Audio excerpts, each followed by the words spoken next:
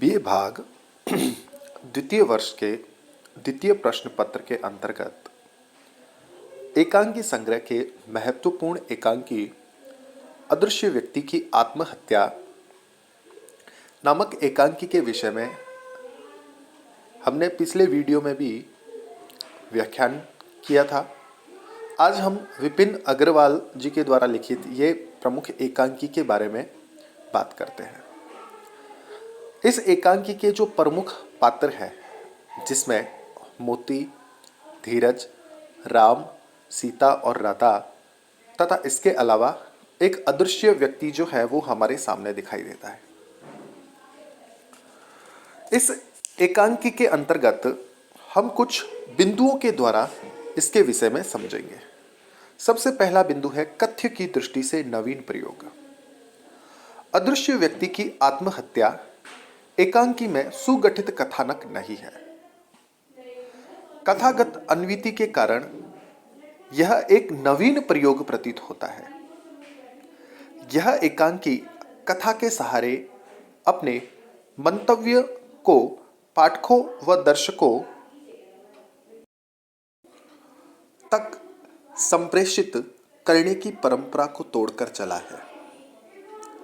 एकांकीकार की लीक छोड़कर चलने की यह प्रकृति इसे नए प्रयोग की सीमा में ले जाती है। अदृश्य व्यक्ति की आत्महत्या एकांकी में जो विचार प्रतिपादित किए गए हैं वे भी परस्पर असंबद्ध है। अतः विचार स्वतंत्र एवं विचार वैभिन्नगत स्वच्छंदता के कारण भी यह एकांकी एक नया प्रयोग प्रतीत होती है। अदृश्य व्यक्ति की आत्महत्या का एक प्रकार से कथ्य भी नया है। आज के सभ्य समाज में हम सभी ऐसी परिस्थितियों से घिरे हुए हैं जो निरर्थक है। ऐसा व्यवहार करने को मजबूर है जो बेहुदा हो। हमारी मानसिक स्थितियां कहीं भी आदमी आदमी के बीच समझ और सहृदयता का सेतु नहीं बनाती। इसलिए परिस्थितियों के दबाव में हम अपने अधिक मित्रों के साथ ऐसा ही व्यवहार करने को मजबूर है। शिल्प की दृष्टि से नया प्रयोग। अदृश्य व्यक्ति की आत्महत्या एकांकी कथ्य की दृष्टि से ही नहीं, शिल्प की दृष्टि से भी एक नया प्रयोग है। शिल्प के अंतर्गत भाषा शैली, संवाद और शब्द प्रयोगों को लिया जा सकता है। भाषा शैली विपिन अग्रवाल की भाषा शैली बेलाग, बेपर्द और साफ सुथरी है। अदृश्य व्यक्ति की आत्महत्या की भाषा में एक और जहां कुछ एक तत्सम शब्दों का प्रयोग हुआ है, वहीं सरल और बोलचाल की भाषा का भी उदाहरणार्थ अच्छा तो आप कवि हैं, उपन्यासकार हैं, साथ में अंग्रेजी हटाओ और हिंदी रखो का भी कार्य कर रहे हैं। कैसे इन सबको कर लेते हैं आप? संवाद शिल्प के अंतर्गत इस एकांकी में संवाद सक्षम, चुटीले तथा व्यंग्य प्रधान है। इसके साथ ही संवादों में अव्यवहारिकता की भी झलक दिखाई पड़ती है। जैसे कि राम कहता है, कहो भाई क्या हालचाल है, तो मोती उठकर मिलते हुए, ठीक है अपने कहो, आओ बैठो। राम, और यह लोग? मोती, अरे यह लोग भी बैठ जाएंगे। तो संक्षेप में कह सकते हैं कि अदृश्य व्यक्ति आत्महत्या जो है ये कथ्य और शिल्प की दृष्टि से नवीन प्रयोग है, और इसका कथ्य समकालीन है तो शिल्प भी नवीन प्रयोगशील है। अदृश्य व्यक्ति की आत्महत्या एकांकी के संवाद प्रारंभ से लेकर अंत तक सहजता और स्वाभाविकता से पूरित है। इसका कारण यह भी है, संवादों की श्रेष्ठता और औचित्य के अभाव में सफल से सफल एकांकी भी व्यर्थ और नीरस लगने लगता है। श्रेष्ठ संवादों के कई गुण बताए गए हैं। ये सभी गुण इस अदृश्य व्यक्ति की आत्महत्या एकांकी में नहीं मिलते हैं। संवादों के अपरिहार्य गुण। यह निर्विवाद सत्य है कि संवाद चाहे नाटक में हो, चाहे एकांकी में हो या अन्य किसी विधा में, कतिपय अनिवार्य गुणों से युक्त होने चाहिए। इन गुणों में गतिशीलता, चरित्रोद्घाटन क्षमता,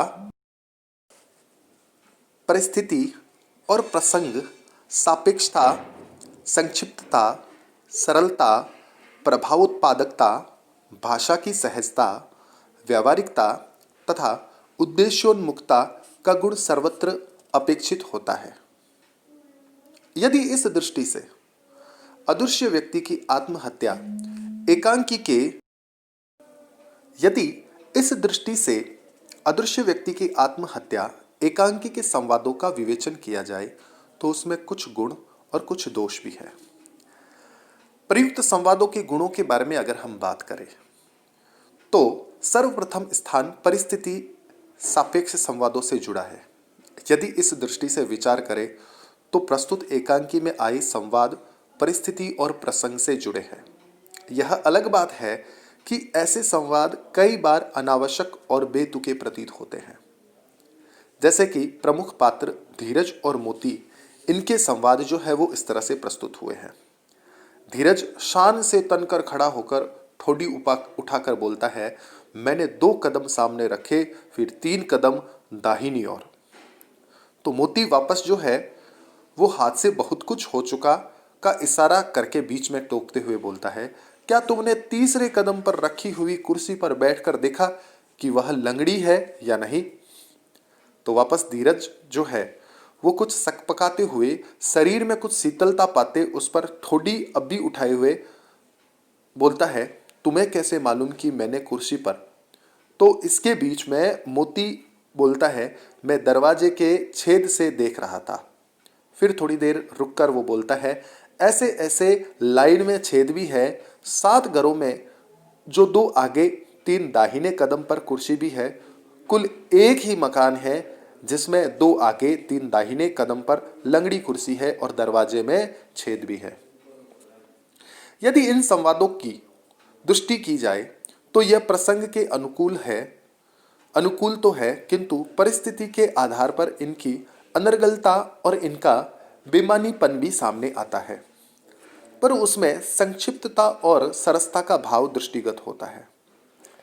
इसके साथ ही एकांकी के संवादों में एक विशेष बात यह भी देखने को मिलती है कि एकांकी के पात्र जो वार्तालाप करते हैं उनमें उनका चरित्रोद्घाटन अवश्य होता है और दिखलाई भी पड़ता है, चाहे उसका वार्तालाप अनर्गल ही क्यों ना हो। आलोच्य एकांकी के संवादों के दोष के अगर बारे में बात करें तो जहां कुछ गुण है वहां दोष भी दिखाई पड़ते हैं। जैसे कि सबसे पहली बात करें, संदर्भहीनता और असहजता है। प्रस्तुत एकांकी के संवादों में सबसे बड़ा दोष यह है कि एक पात्र एक साथ ही अलग विषयों पर अलग अलग पात्रों से बात करते हुए दिखलाई पड़ते हैं। जैसे सीता, धीरज, राम, राधा आदि के संवाद बेतुकेपन, अनर्गलता और संदर्भहीनता से युक्त संवाद है। इन संवादों में असहजता का दोष विद्यमान है। फिर हम बात करते हैं असंबद्धता एवं विशृंखलता। प्रस्तुत एकांकी के संवाद संदर्भहीनता और असहजता के दोष से युक्त है ही, साथ ही उनका असंबद्धता और विशृंखलता का भी दोष दिखलाई पड़ती है। चांटा पड़ने की बात पर सीता और राम एक साथ, यह क्या बदतमीजी है? तभी राधा कहती है, हंस क्या रहे हो? तभी धीरज कहता है, अगर जरूरत हुई तो अपने विचारों को त्याग करके कर्म की अग्नि में भी कूद सकता हूं। इन संवादों का अवलोकन करके कहा जा सकता है कि एकांकी के संवादों में असंबद्धता तथा विशृंखलता का भी दोष देखने को मिलता है। अगला जो है वो है गतिशीलता का अभाव। प्रस्तुत एकांकी के संवादों में एक दृष्टि से विचारबद्धता नहीं है, वे सूत्रात्मकता के गुण से रहित है और उनमें इसी कारण गतव्यता का भी अभाव है। प्रारंभ में ऐसा लगता है कि एकांकी के संवाद गतिशीलता से युक्त है, किंतु जैसे ही एकांकी आगे बढ़ता है वैसे ही संवादों का यह गुण अदृश्य सा प्रतीत होने लगता है, क्योंकि पात्र स्व विषय आधारित वार्तालाप में संलग्न से दिखाई पड़ते हैं। तो इस प्रकार कहा जा सकता है कि आलोच्य एकांकी अपने गुण दोषों के कारण इसके प्राणत्व नहीं बन पाए हैं और उनमें बेतुकापन और अनर्गलता का भाव समाया हुआ है।